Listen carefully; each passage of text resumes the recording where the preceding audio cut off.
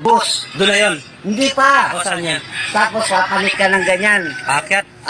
Di ba papanik? Oo. Papuntang Citrus. Oo. Pagdating mo sa Citrus, Oo. may paradahan na naman doon ng tricycle. Tricycle. Doon na yun. Hindi pa. Oo.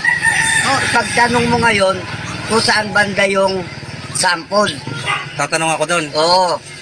Tapos, Di, pag napagtanong mo, alam mo na yung sampol. pupuntahan mo. Oo. Pagdating ng sample, makakakita ka ng poste doon. Oo. Poste? Oo, poste yung ganun ko. Anong nakakilala mo ng poste? Ano gagawin sa poste? Iuntog mo yung ulo mo doon sa poste.